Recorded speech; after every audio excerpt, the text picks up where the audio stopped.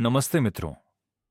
आज की भागदौड़ भरी जिंदगी में हम अक्सर तनाव और चिंता से घिरे रहते हैं। क्या आपने कभी सोचा है कि इतनी मेहनत के बाद भी मन को शांति क्यों नहीं मिलती? क्या कारण है कि हम रात दिन एक कर देते हैं, फिर भी मन में एक अनजाना सा डर बना रहता है?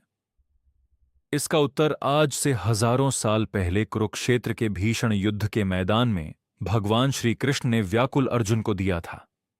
आज हम गीता के उस महान उपदेश की गहराई में उतरेंगे जो न केवल अर्जुन के लिए था, बल्कि आज के आधुनिक युग में हमारे हर मानसिक द्वंद्व का समाधान है। श्रीमद् भगवद गीता के दूसरे अध्याय का 47वां श्लोक कर्म योग का सबसे बड़ा आधार माना जाता है। भगवान कहते हैं, कर्मण्येवाधिकारस्ते मां फलेषु कदाचन मां कर्म फल हेतुर्भुर्मा ते संगोस्त्व कर्मणि। इस दिव्य वाणी का सरल और गहरा अर्थ यह है कि हे अर्जुन, तुम्हारा अधिकार केवल और केवल कर्म करने पर है, उसके फल पर कभी नहीं। तुम कर्म के फल की इच्छा मत करो, और कर्म न करने यानी आलस्य में भी तुम्हारी आसक्ति नहीं होनी चाहिए। यह सुनने में सरल लगता है, लेकिन इसे जीवन में उतारना ही सबसे बड़ी साधना है।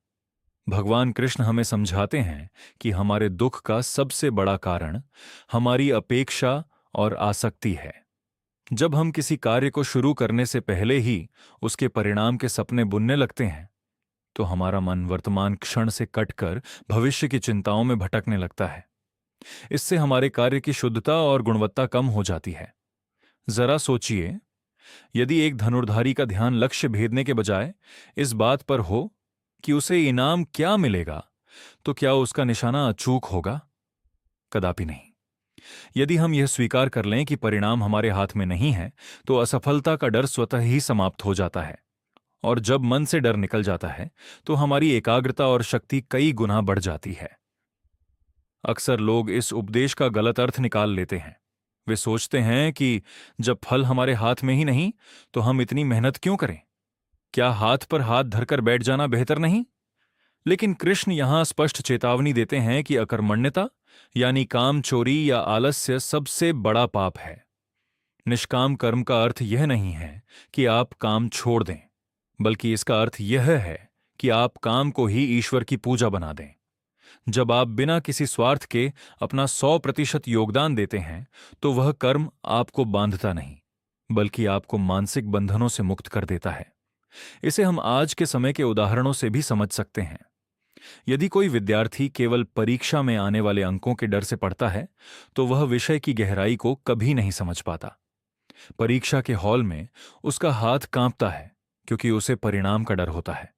लेकिन यदि वही विद्यार्थी केवल ज्ञान प्राप्त करने और स्वयं को बेहतर बनाने के लिए पढ़ता है, तो श्रेष्ठ परिणाम उसके पीछे पीछे आते हैं।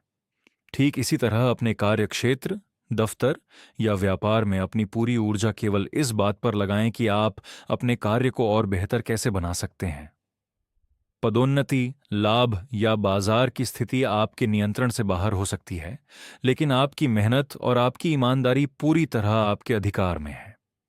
जीवन में शांति का एकमात्र मार्ग यही है कि हम कर्ता होने का अहंकार छोड़ दें। हम अक्सर सोचते हैं कि मैंने यह किया या मेरी वजह से यह हुआ, और यही अहंकार हमें फल की चिंता की ओर ले जाता है। कृष्ण कहते हैं कि तुम केवल एक माध्यम बनो। जब तुम फल की चिंता छोड़ देते हो, तो तुम जीत और हार, सुख और दुख दोनों स्थितियों में समान रहना सीख जाते हो। यही वह समत्व योग है जिसकी चर्चा गीता में बार बार की गई है। अंत में गीता का यह अद्भुत संदेश हमें सिखाता है कि जीवन एक निरंतर चलने वाली यात्रा है, कोई अंतिम मंजिल नहीं। जब आप फल की चिंता को किनारे रखकर अपने कर्म को ही अपना धर्म और अपना लक्ष्य बना लेते हैं, तो सफलता आपके लिए एक बोझ नहीं, बल्कि एक सहज उपहार बन जाती है। आज से ही एक छोटा सा संकल्प लें कि आप जो भी छोटा या बड़ा कार्य करेंगे, उसे पूरे मन और पूरी श्रद्धा के साथ करेंगे, और उसके परिणाम को उस परमात्मा की इच्छा मानकर सहज भाव से स्वीकार करेंगे। यही वास्तविक मानसिक स्वतंत्रता और अखंड शांति का मार्ग है। अपने भीतर के अर्जुन को जगाइए और अपने कर्म के गांडीव को उठा लीजिए।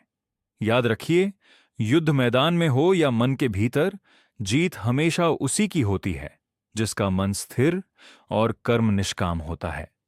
जय श्री कृष्ण।